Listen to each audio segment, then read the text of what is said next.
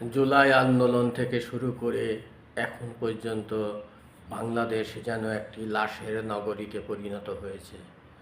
প্রতি বছর নানাভাবে এই সমস্ত লাশগুলো পাওয়া যাচ্ছে। বিশেষ করে হত্যার পরে আলামত গায়েবের জন্য, পরিচয় গায়েবের জন্য লাশগুলো বেশিরভাগই নদীতে ফেলা হচ্ছে। নারায়ণগঞ্জে থেকে এই সংখ্যাটি বেশি হচ্ছে।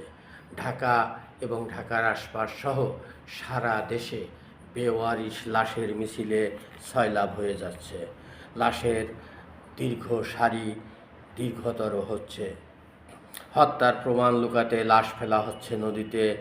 রাজধানীতে এবছর 570টি লাশ বেওয়ারিশ হিসাবে দাফন করা হয়েছে বলে জানায় আঞ্জুমানে মফিদুল ইসলাম।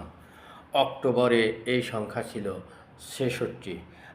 25শে জানুয়ারি থেকে সেপ্টেম্বর পর্যন্ত 9 মাসে 468টি মরদেহ বেওয়ারিশ হিসাবে দাফন করা হয়।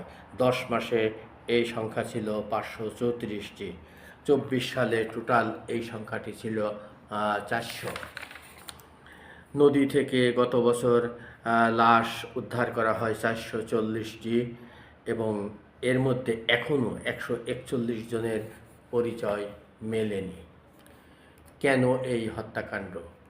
সাধারণত অধিকাংশ ক্ষেত্রেই দেখা যাচ্ছে যে রাজনৈতিক প্রতিহিংসার শিকার হয়ে অথবা নানা রকম জমি জমা সহ নানা রকম অর্থনৈতিক লেনদেন সংক্রান্ত বিষয়গুলো নিয়ে এই হত্যাকাণ্ডগুলো সংঘটিত হচ্ছে এবং হত্যার সমস্ত আলামত এবং ক্লু গায়েব করার জন্য এই লাশগুলোকে নদীতে ফেলা হচ্ছে। এক জায়গা থেকে লাশ লোক ধরিয়ে নিয়ে এসে মেরে তাদেরকে বস্তাবন্দি করে কখনো নদীতে, কখনো ট্রেনের নিচেই, কখনো বা বাসের নিচেই ফেলা হচ্ছে।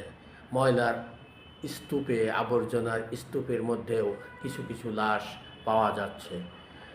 এখন বাংলাদেশটা যেন একটি লাশের নগরীতে পরিণত হয়েছে। কেন এই হত্যাকাণ্ড? কেন এ ব্যাপারে মানবাধিকার সংগঠনগুলো নিশ্চুপ হয়ে আছে, সে বিষয়টি সত্যি অবাক করার মতো বিষয়। কারণ এত লাশ, এত হত্যা বাংলাদেশ এর আগে সম্ভবত আর কখনো দেখেনি। তাই এই লাশের মিছিল বন্ধ হোক, সরকার কার্যকরী ব্যবস্থা নিক, এটাই আমাদের প্রত্যাশা।